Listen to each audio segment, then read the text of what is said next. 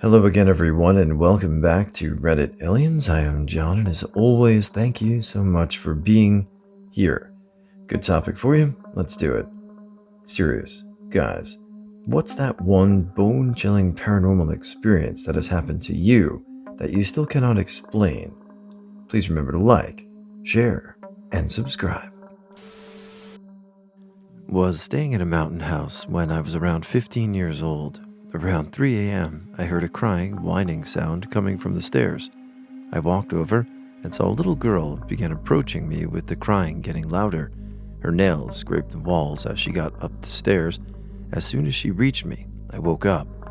That morning when I went down the stairs, I saw scratch marks on the wall in the same place her hand was. I asked about it, and no one knew how they got there. This happened to me years ago, when I was still in middle school. During the summer, I always stayed up late playing games on my computer. I shared a room with my brother, and we both have our own beds. So I was up one night until 2 to 3 a.m. and decided to head to bed and go to sleep. I left the computer on with my brother's music playing. He always liked to sleep with music on, and I never did like to sleep with music on, and he would get mad at me if I turned it off. Anyways, I was laying in bed trying to sleep, not thinking about anything at all. Eminem's song was playing. It was the one with the car crashing and a girl screaming. I think the song is called Stand, Stand. So after the girl screamed in the song, I heard a little girl laugh or giggle for a second or two. I opened my eyes in wide fear and thought to myself, what the?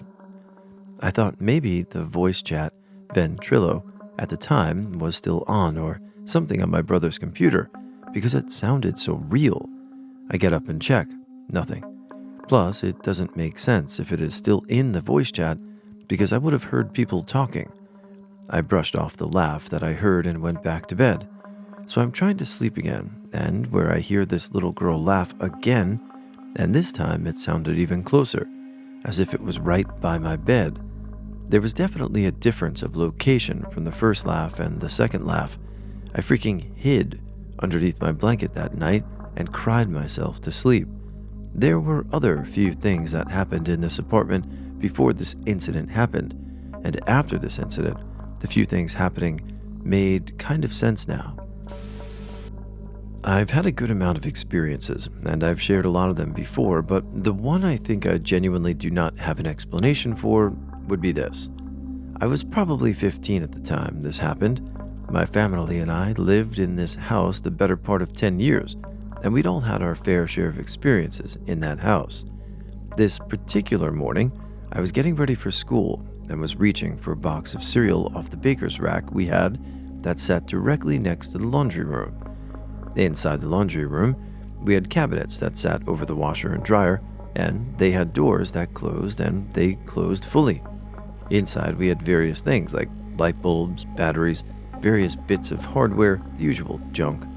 Well, when I went to grab the cereal, a full container of Gojo, a really tough hand soap, the container would have weighed a few pounds, flew clear out of the cabinet, opening the door in the process, hit the far wall, which would have been 4 feet or so, then hit the floor. It absolutely scared the life out of me, as that was the most physical our ghosts ever got. I checked to make sure it didn't slide out somehow, and the washer and dryer were both off, and it wouldn't have been an earthquake since we lived in the foothills, where at best an earthquake would make water jiggle a little bit. I really just have no explanation for that experience other than I guess the ghosts were feeling neglected and wanted attention or something. Maybe the shelf had a slight angle or lean to it? I don't know. Maybe it was just a ghost doing laundry? Thoughts? I was home alone overnight for the first time, and I was sitting on the couch and someone grabbed my arm. I thought it was my mom, so I pulled away and looked at her, but she wasn't there. Then I felt someone drag their nails across the back of my neck, then nothing for 20-ish minutes. I was trying to focus on the TV, but then the power cut out, and I flipped. I went outside at like midnight and called my mom to get her ass back home because I was about to effing die. I distinctly remember I put my phone under the pillow that night before I went to sleep, dreamt of my dead grandpa scolding me that I was using my phone too much. Woke up with my phone gone, and 3 days later, found it in the top of the living room cabinet. I probably sleepwalked, but still am in disbelief that it happened. LOL. I'll be serious, I wasn't scared at all. I've been seeing weird shit like ghosts for a while now, but it is freaking paranormal about 6 months ago. It was late one night, and I, female 18, couldn't sleep. My TV had turned off and on a few times. I was like, oh shit, ghost.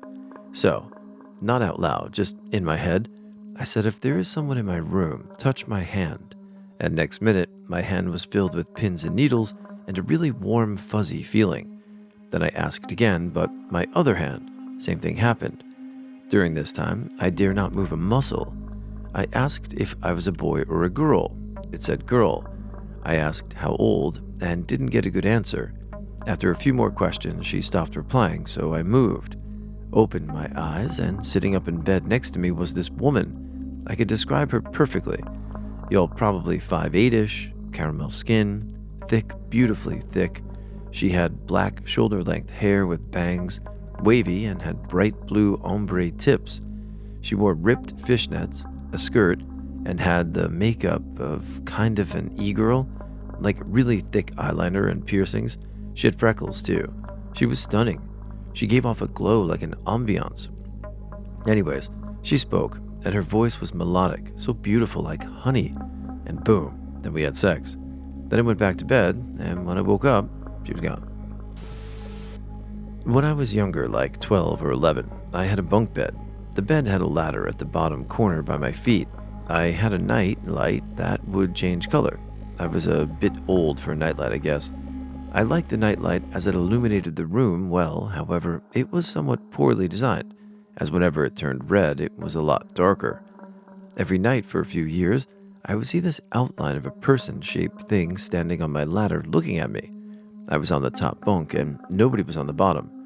I would only see this thing when the light turned red, and I remember always being afraid, waiting for the light to cycle past red and back to the brighter colors. Sometimes it felt like the person-shaped thing was getting closer. I kept having this until I decided to get rid of that nightlight, and have never seen it since. When I was 16, I had one of those flip phones with a camera. I was taking selfies. Yes, we did that too in 2006. Sitting on my couch at home, and on one of the pictures I saw something standing in the open door to the hallway behind me. As I zoomed in, it looked to be your standard ghost lady, standing next to a little behind the doorpost on the first step of our stairs. White shift dress, long black hair. Imagine Samara from The Ring peeking inside. So I was a bit spooked, but also kind of excited because, not gonna lie, I love those kinds of things. I went into the hallway to see if something could have caused it, a reflection maybe.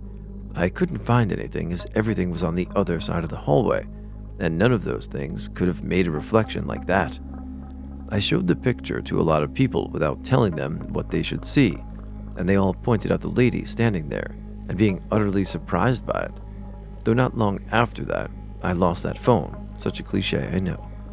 We had that trend of putting your phone on a chain around your neck, and the part that was supposed to keep the phone attached to the chain broke off, and I didn't notice losing it at first because I wore it underneath my coat to keep it safe. Tried to retrace my steps after I found out, but it was New Year's Eve, so a lot of people were on the streets. Anywho, I never found a proper explanation for that picture, and I forever regret losing that phone because of it. Losing that photo felt worse than losing the phone itself. Still does. TL, DR. Made a picture with a ghost on it. Never found out how that was possible. I'm not doubting you, and I'm not blaming you. We've all lost things, but how many times have I read these stories and someone's like, I had this great picture, but I lost it. Just sucks. Anyway, glad you're okay.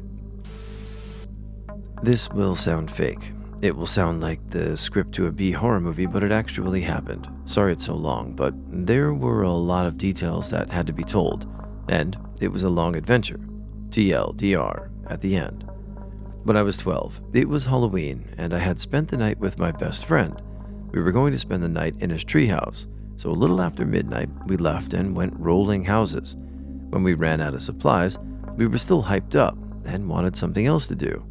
As we were walking through this little town, and I mean little, it was about 4 blocks long by 5 blocks wide, we walked past this abandoned, supposedly haunted house.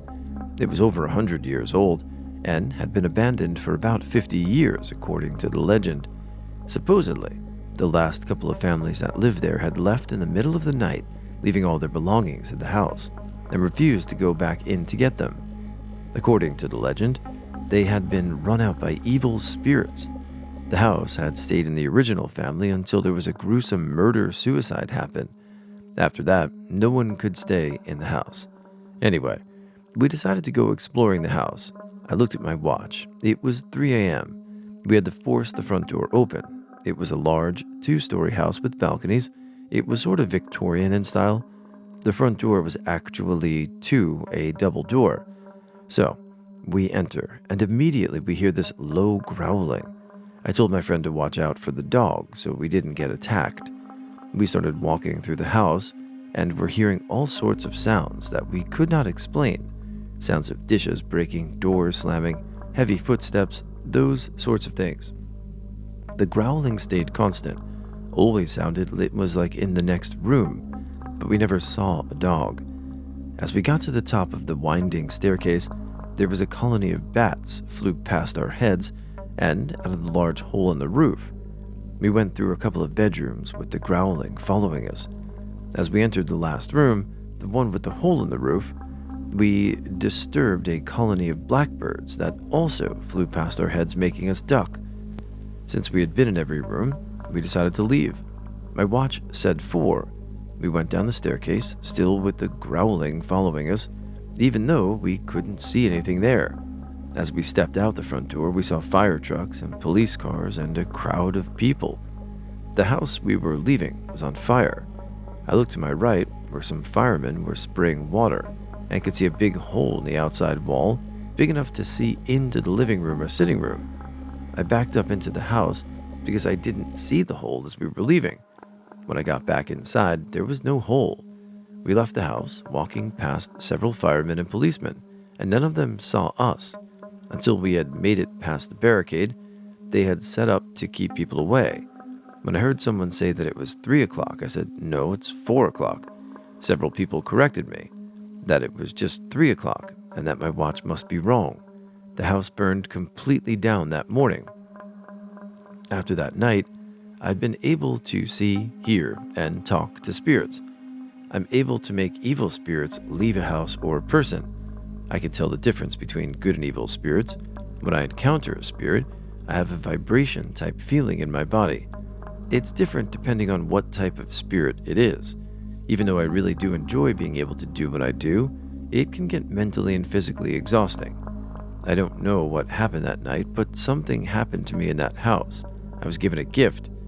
It had to be a good spirit that did it, because it's brought me nothing but joy and allowed me to help a lot of people that were being attacked by unseen forces.